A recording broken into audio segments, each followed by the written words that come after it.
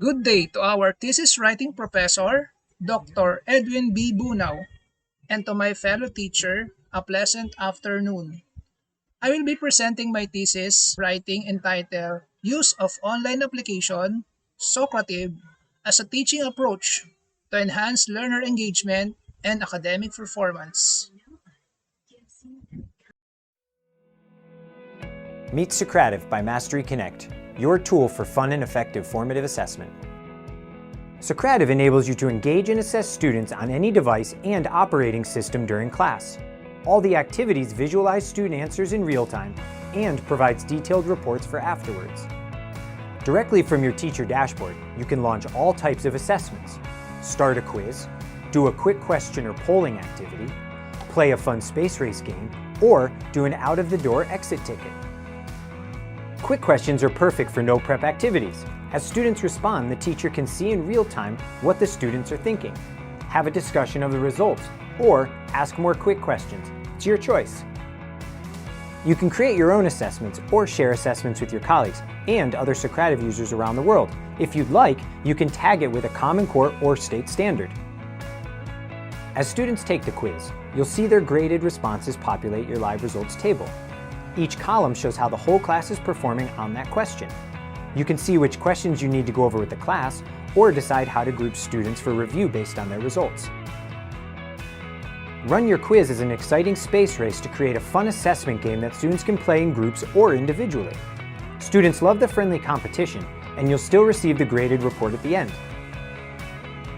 With Socrative Pro, you can set a countdown timer or upload your own race icon. You can manage multiple live activities simultaneously in 10 different rooms, create a room for each period, divide the class into smaller groups, or even have a homework room. In addition, you can add rosters and have up to 150 students in each room. Chapter 1: The Problem and Its Background. Introduction.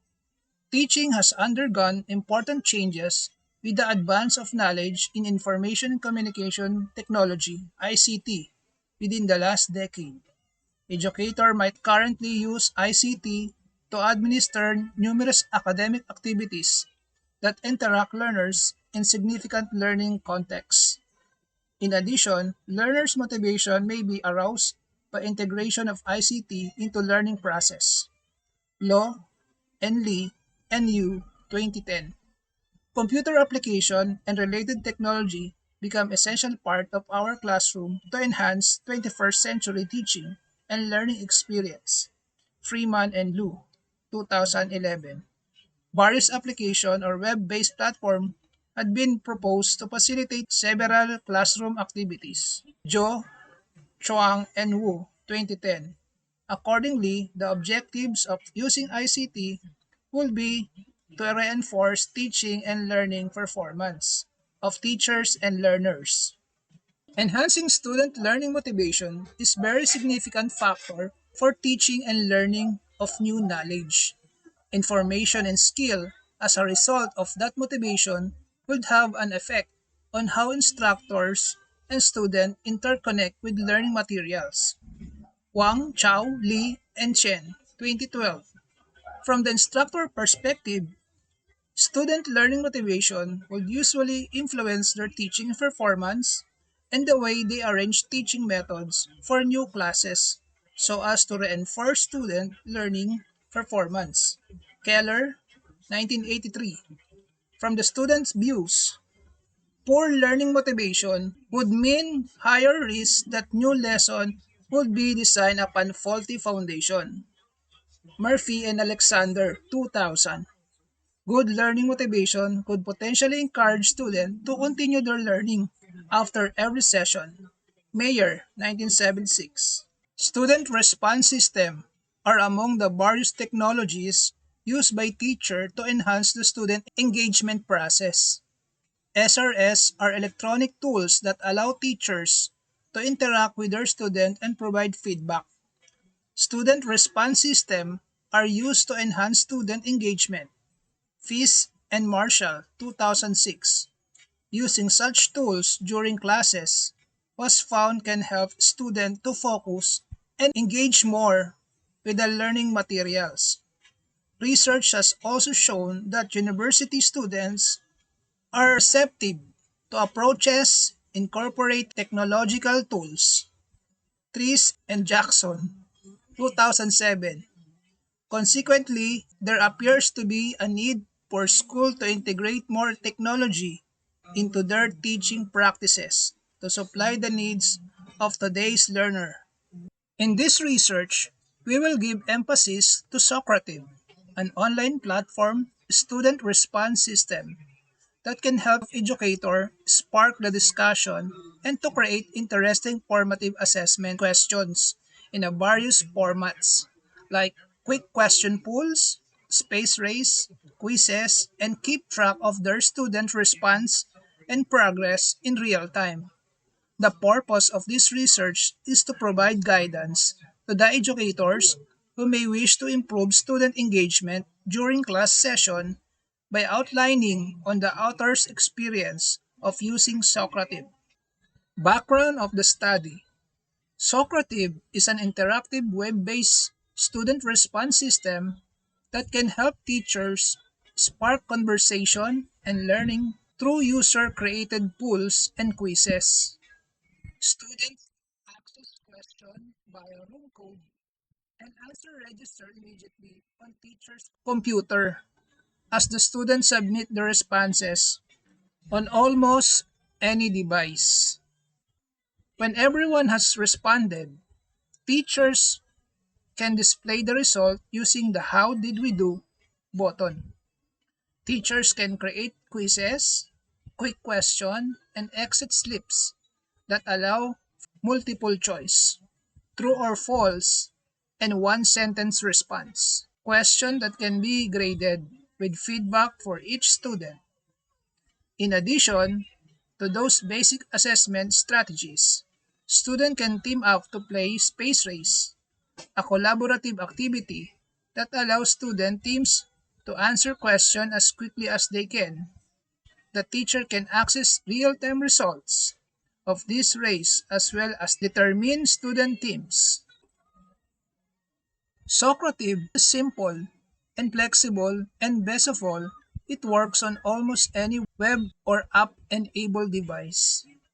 Properly implemented, this assessment tool allows teachers to create rich quiz-type content and engage all students through quick formative assessment questions or healthy team competitions.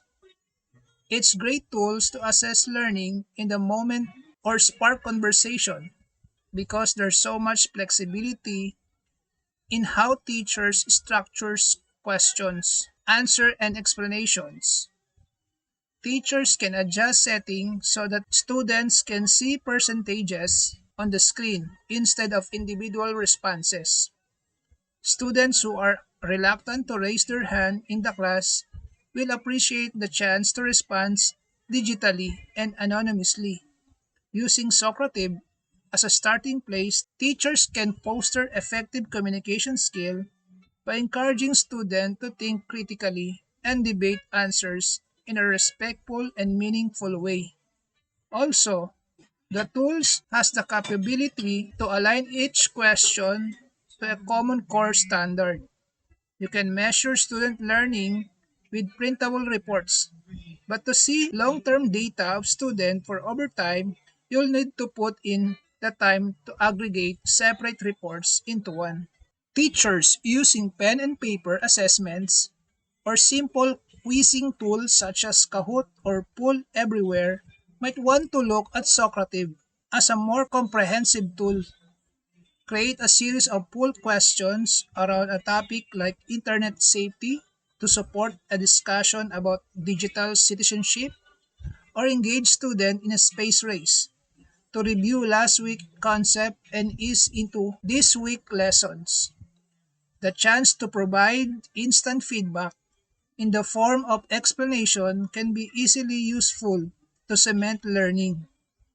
As thought-provoking question and encouraging thinking time to give student a break from the practice of having to be first or fast, perhaps even allowing for multiple correct answer to promote critical thinking through discussions, or create a standard align exit ticket for the last 5 minutes of class to check for understanding and inform instruction for the next activity. Teacher should note that it's easy for learners to select the wrong answer in their quest to answer quickly because there is no "Are you sure?" prompt before they submit responses. Students can review the feedback from any assessment opportunity and apply that knowledge to future assessment situation with a tool or in the classroom.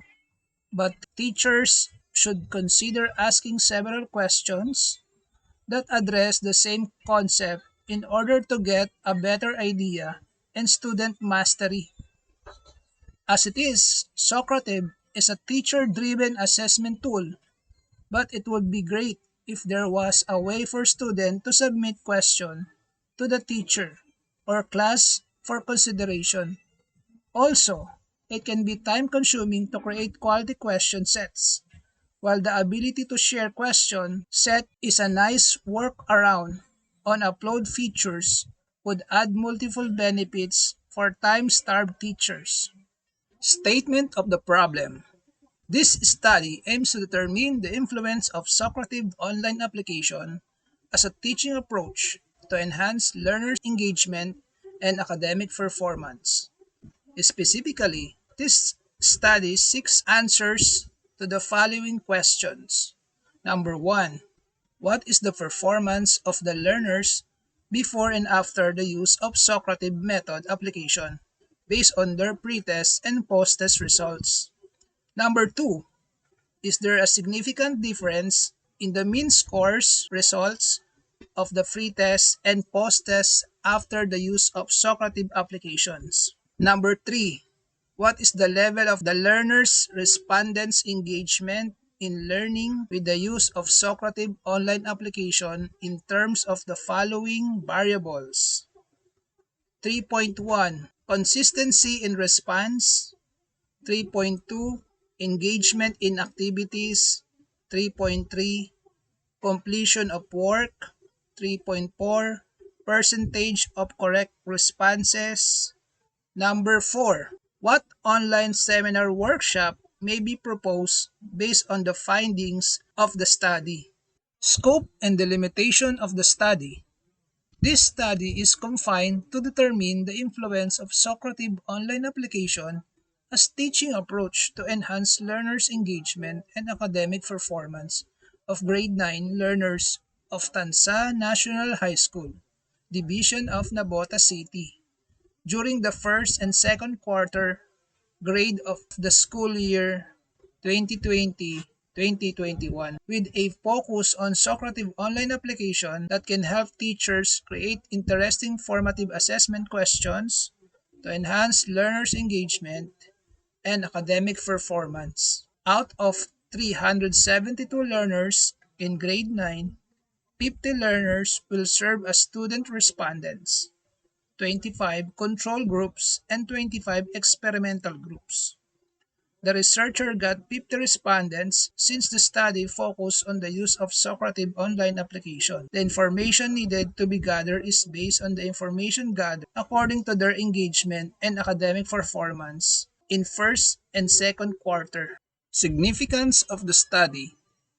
In the conduct of this study, the researcher hoped to gather significant data that should be used as basis to determine the influence of Socrative online applications as a teaching approach to enhance learning engagement and academic performance.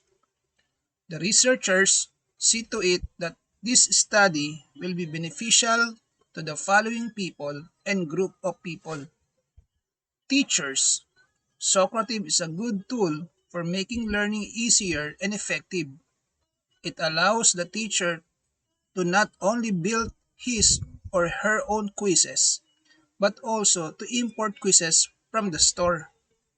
This tool is good as it gives the opportunity to students to see the live progress of their results. This part of work is the one that is mostly liked by students and the teacher. Furthermore, Socrative helps teachers with class and individual reports to check the class academic needs as well as the learning gaps of every student. Mohammed, 2016. For learners, students have fun when working with groups and are given immediate feedback when they are working on alone. It is also a great way for teacher to compile data on responses. It gives us full all answer can easily be sorted by category.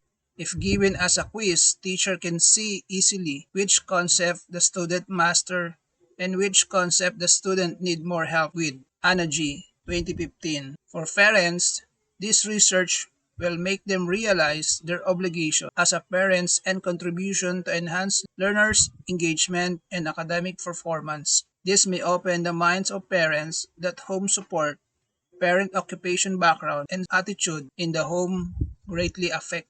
Chapter 2. Review of related literature and studies.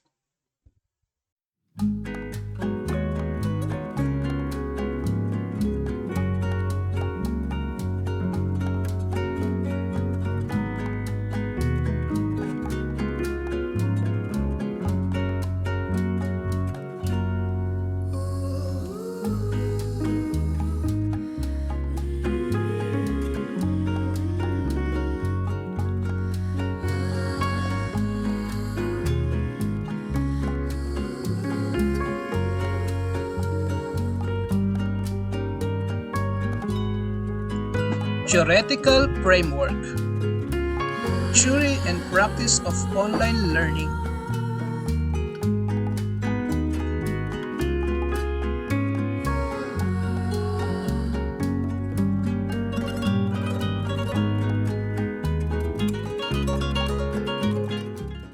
Conceptual framework. The diagram shows the level of learners' respondent engagement in learning with the use of Socrative online applications. It consists of input, process, and output. In input, we gather demographic profile of respondents by age, gender, and grade from first and second quarter, and performance of the learner before and after the use of Socrative application based on their pre-test and post-test results. In process, asking permission to conduct a research study, administering pre-test and post-test before and after the use of Socrative online applications, and analysis and interpretations of data. And output, the significant difference between the post-test mean scores of the respondents in the control and experimental groups. Learners' engagement with the use of Socrative online application in consistency in response, engagement in activities, completion of work, and percentage of correct responses. Chapter 3. Research Design and Methodology. This chapter contains the method and procedures followed for the accomplishment of the study, the description of the instrument used, the subject of the study, and the statistical tools applied. The research uses descriptive approach as it aims to determine the influence of Socrative online application to enhance learners' engagement and academic performance. The proposed design shall explain the performance of the respondents on the use of Socrative online applications to enhance learner engagement and academic performance, thus equating the respondents' profile and getting their mean scores results of the pre-test and post-test after the use of Socrative application, and TLE grades for first and second quarter periods can validate its reliability in the conduct of the study. Population and sample of the study. The study gathered data during the first term in the school year 2020-2021 in Tansa National High School, located at Sampaguita Corner, Amapola Street, Merville Subdivision, Tansa, Navotas City. Learner engagement and academic performance before and after the use of Socrative will be determined based on their pre-test and post-test results, and the results of the first and second grading grades, and together with their class advisor records. The subjects of the study was limited to two sections in grade 9 with total of 50 learners. The teacher respondents include teachers handling TLE and science subject for academic years 2020-2021 for comments and suggestion in developing the lesson plan. The assessment will compose of 30-item tests comprising of ICT, computer system servicing. The evaluation to be given to the respondents being the variables of the study anchor from the scope of topics in the first and second quarter periods will also be the basis of the topics to be discussed from the intervention implemented from the conduct study. The researcher will choose 4 topics in TLE ICT Computer System Servicing 9 from first and second quarter. The teacher-made ICT computer system servicing tests to be used for the study will adapt the objective types of tests with given choices. Certainly, a multiple choice type, a matching type, or true or false. It was intended to be taken by the respondents before and after the conduct of the study, the same content from the pre-test and post-test. Statistical treatment. The statistical tools to be used in this study in order to answer the specific question in the statement are weighted mean and descriptive ratings. This was used to answer the problem number 2 and 3 to measure learners' engagement and academic performance.